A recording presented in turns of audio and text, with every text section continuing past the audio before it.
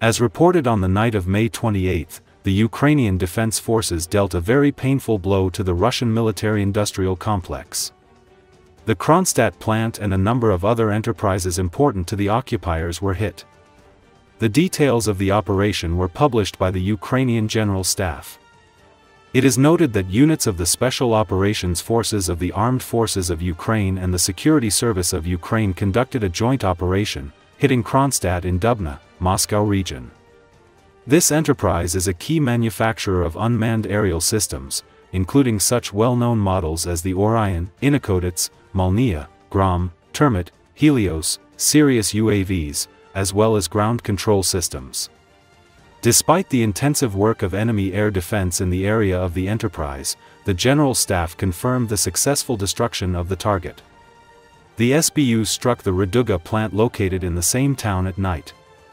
This plant is known for producing a wide range of air-to-air, air-to-ground, and ground-to-ground cruise missiles, including the very same Kh-101/555, Kh-69, Kh-59MK with which the Russian Federation terrorizes civilians and destroys Ukraine's civilian infrastructure on a daily basis. These strikes are a direct and fair response to the ongoing terror. The night attack was not limited to Dubna. Units of the Unmanned Systems Forces of the Armed Forces of Ukraine successfully hit JSC Angstrom, also located in the Moscow region. A precise hit in the target area was recorded. Angstrom is a giant in the development and production of microelectronic components, critical elements widely used in the Russian military-industrial complex. Disabling or disrupting the operation of such an enterprise deals a serious blow to Russia's ability to produce modern weapons. In addition, the day before, the Ukrainian Armed Forces Unmanned Systems Forces successfully struck the Dmitrovsky plant in the Ivanova region of the Russian Federation. Powerful explosions were recorded on the territory of the plant. This enterprise is engaged in the production of organic chemicals, which are key components for the manufacture of explosives and gunpowder, as well as additives for rocket and aviation fuel. Its products are supplied to many other enterprises of the Russian military-industrial complex. Joint combat work of all components of the Ukrainian Defense Forces on such important enemy facilities directly involved in ensuring aggression continues. These pinpoint but destructive strikes are not only an act of retaliation for the daily shelling of Ukrainian cities, but also a strategic step to exhaust the aggressor and bring Ukraine's victory closer.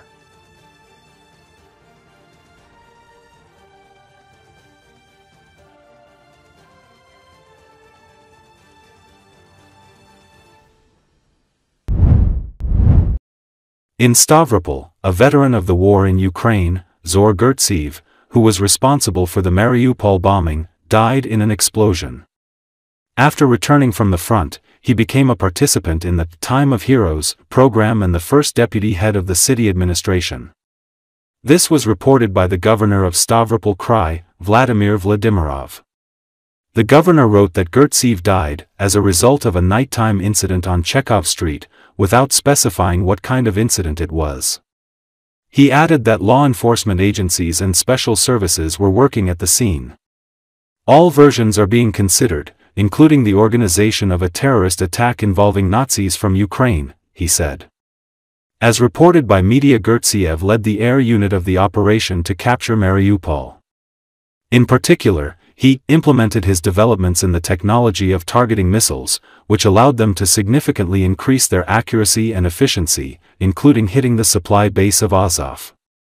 According to Russian media, they could have used a suicide bomber, 29-year-old Nikita Penkov, to blow up Zor Gertziev.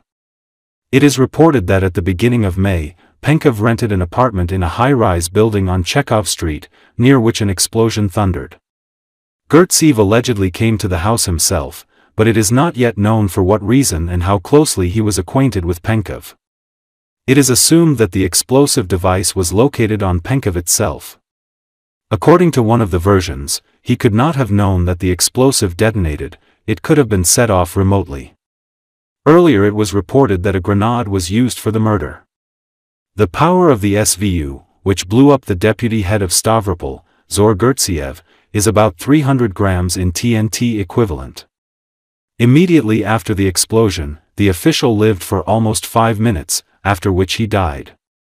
In the first seconds, he tried to crawl away from the scene of the tragedy. SVU was in the bag of Nikita Penkova. The device was painless, so there were no debris left after the explosion. Penkov was aware that he had an SVU and himself brought it into action. This is also confirmed by the fact that before the explosion he came as close as possible to Gertziev from the left side, where he had a bag. Stavropol Mayor Ivan Olyanchenko reported earlier that there was a bang near a residential building on 8519 Chekhov Street and 2 men were killed. Telegram channels Mash and Shot wrote that a grenade was presumably detonated. Several cars were damaged in the explosion. Gertziev, 34, became a participant in the presidential personnel program, Time of Heroes, in May 2024. The program's website reports that he led the airborne part of the Russian troops' operation to capture Mariupol, and also received several awards, one of them for Avdiivka, in the Donetsk region, where fighting took place. In September of the same year, Gertziev was appointed first deputy head of the city of Stavropol.